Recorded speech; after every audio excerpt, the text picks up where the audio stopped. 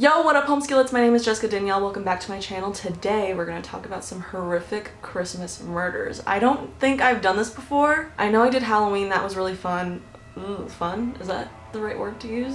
Anyways, I found some really cool stories. I hope you guys find it interesting. I miss doing these for you guys, so I hope you enjoy it. So this first story happened in 2011. Patty Michelle White's ex-boyfriend's aunt, Michelle O'Dowd, offered for Patty to stay at her place in exchange for doing weird jobs for her. Michelle O'Dowd failed to show up to work one day and her twin brother noticed, so he went to go check on her. He goes to Michelle's house and sees that her car's there, her pets are fine, but he couldn't find Michelle. He noticed that the tree was fine, the Christmas presents were fine, and then he noticed a human foot sticking out of the pile of Christmas presents. Patty White later confessed to strangling and murdering O'Dowd before hiding her body under all of the Christmas presents. She then fled to South Carolina. As morbid as the story already is, this is the saddest part. The neighbors in this gated community heard her screams on the night of her murder, but no one thought to call the police. You know, one time I was chilling in my room and then I heard someone screaming for help outside of my house. And I was like, what the fuck? Someone's getting murdered. And then we went outside to check and it was just some guy stuck behind a fence and he couldn't get out. So he was just screaming bloody murder because he was stuck. That was scary. Anyways, on to the next story.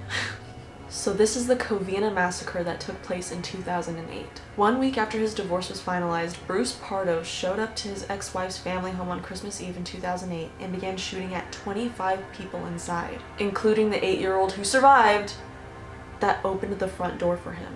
He entered the home dressed as Santa, murdered 9 people, injured 3, and then set the house on fire. His ex-wife, both of her parents, her 2 brothers and their wives, her sister and her nephew were all victims of the shooting. The next morning on Christmas Day, he shot and killed himself. That is so scary. Imagine being like at a Christmas party and you're just like with your family and everything's fine and then some fucker just comes in like... That's so sad, I can't. So this next story is really intense. This happened in 2014. This is a story about Dustin Klopp's axe murder. Stephanie Killifner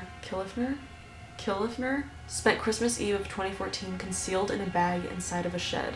After an argument with her husband Dustin Klopp, he hit her on the head and knocked her unconscious. He then slit her throat with a knife and then put an axe through her head. So this is where it gets really extra creepy. After cleaning up the crime scene and hiding the body, Klopp woke up their 2 kids, a 2-year-old and a 5-year-old, to celebrate Christmas at their grandma and grandpa's house. Klopp allegedly made a confession to his father, who drove him to the police station, where he confessed to the murder. And luckily the kids were not witness to any of this. They didn't see any of it happen, but that's really sad. Oh my god, that was really intense. Like, an axe? That's a lot. Ooh, okay, this one's intense too. I'm like recapping while I'm like doing this. Oh my gosh, this one's intense. So this one happened in 2013, and this is called Alex Valdez's Present. 18-year-old was living with his aunt and her boyfriend, Sylvester Diaz Hernandez. He and Sylvester got into an argument about him paying rent. Rather than moving out or talking about it like a civilized person, Valdez smashed Diaz Hernandez's head with a hammer. Ready for this? I don't think you're ready for this. Valdez then closed the windows, turned up the music, and cut off his victim's head, left arm, ears, nose, and gouged out the eyes. As an early Christmas present for his aunt, he left the head on her pillow. Police found him covered in blood and he confessed to the murders, even saying that if his aunt was home, he would have killed her too. Can you imagine just... Oh my god, imagine just coming home and there's a decapitated head with fucking none of this shit. Ugh! Oh my gosh, just like on your pillow. I would not be able to sleep in that bed ever again. Yuck. Okay, this one's really sad. I mean, they're all sad, but like this one's sad. So this kid was accused of witchcraft and drowned in a bathtub. Here's what happened.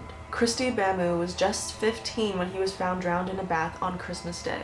Apparently he had been abused by his sister and her boyfriend. It's just a long history of... He just was not okay. They started to believe that he did witchcraft and that he was a witch, and they found 130 injuries on his body. Everything was fine until the couple who were said to be obsessed with witchcraft, known as Kindaki, in their native Democratic Republic of Congo, accused him of putting spells on a younger child. So they decided to put him in a bathtub and drown him. But luckily they were caught and they were found guilty of his murder. Okay, this one's like fucking weird, man. This one's fucking weird. Also, this is our last one. Oh. So this Plenty of Fish date led this woman to her death, and the killer had sex with her corpse. What in the fuck? Huh. That's fucking weird. Teacher Katie Locke, who was 23, was murdered when she went on her first date with Carl Langdell. The pair, who met on Plenty of Fish, went on a date in London before going back to the hotel where he murders her. Langdell strangled her to death and then continued to have sex with her dead body. Then he took pictures of her, wrapped her body in bed sheets and a duvet, and dumped her body in the bushes behind the hotel. She was found on Christmas Eve. It was only 9 months before that Langdell told a community psychiatric nurse that he was down to like slit a girl's throat. Obviously the girl had no idea because he's not going to bring that up on a date like, oh, by the way, I was in a psychiatric hospital. Unless you do bring that up, I'm not really sure. Dating etiquette? I don't know. Well, he spent time in a psychiatric hospital, and he was serving a suspended sentence for telling a nurse all of his sick fantasies. On Facebook, he described himself as an ordinary, decent human. He was sentenced to life in prison for the killing, which happened in 2015. Those were all really intense. Anyways, thank you so much for hanging out. I hope you guys enjoyed these stories. I really had a lot of fun telling you. No disrespect to any of the families. This is all really sad, really morbid. But I do love making these videos for you guys, so I hope you guys enjoy them, and I will see you guys when I see you guys. Adios, bitch-yachas. Do you love me?